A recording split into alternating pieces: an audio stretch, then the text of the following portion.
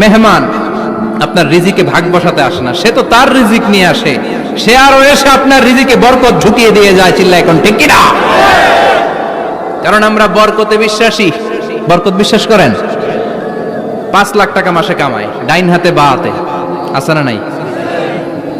হালাল হারাম ইচ্ছা মতো কামায়, মাস শেষে কিচ্ছু থাকে না, এরকম ডাকাইত আছে না নাই?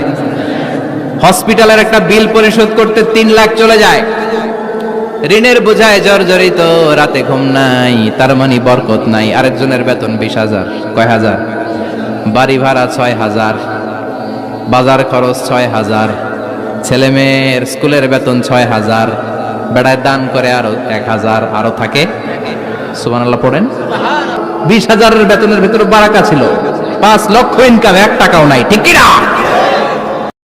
যাই কিছু করেন মনে আঘাত দিয়েন না, কারো মন ভেঙে চুরমাচুর করে দিয়েন না, কারণ মানুষের মন রবের রহমতের ঘর।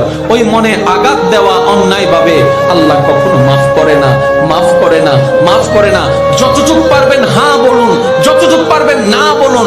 প্রতারণা করবেন না, ধোঁকাবাজি করবেন না, কাউকে কষ্ট দিয়ে 2 নাম্বারি করে আপনার কোটিপতি হওয়ার দরকার নাই, কারণ আপনি এমন রবের বান্দা যার নাম রাজ্জাক।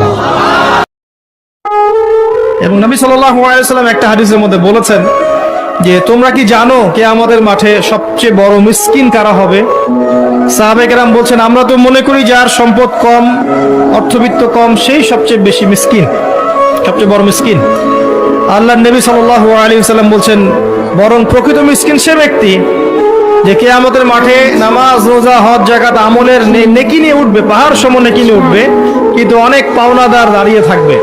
কারো হক নষ্ট করেছে, কারো গীবত করেছে, কারো অপবাদ, কাউকে অপবাদ দিয়েছে, কাউকে অত্যাচার করেছে, সবাই দাঁড়িয়ে থাকবে। এদের হক আদায় না করা পর্যন্ত সে পুলসিরাত পার হতে পারবে না।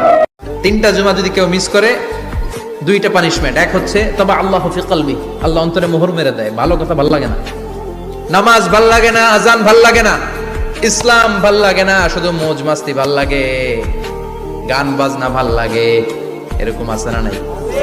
জুমার নামাজে যায় না। আরেকটা হলো কুতিবা মিনাল মুনাফিকিন, মুনাফিকদের খাতায় নাম তুলে দেয়, আল্লাহ হেফাজত করো। আমরা কে কবে মরবো জানি? কেউ জানি? কিন্তু মরবো যে এটা জানি, ঠিক কিনা?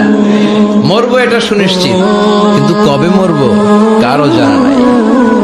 এজন্য মৃত্যু আসার আগে জীবনটাকে কাজে লাগাও। এবং in the day of judgement, কিয়ামতের কঠিন ময়দানে আল্লাহ কিন্তু জিজ্ঞেস করবেন তোমার জীবনটাকে তুমি কোন কাজে লাগিয়েছো।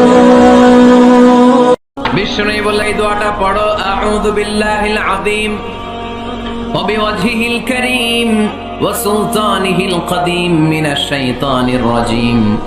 এই 4টা শব্দ দিয়ে এই দোয়াটা যে পড়বে, এই দোয়াটা পড়ার সাথে সাথে শয়তান চিৎকার মারে আর ঘোষণা দেয়, আজকের দিনের জন্য আমার ওয়াসওয়াসা থেকে তুই মুক্ত হয়ে গেলি।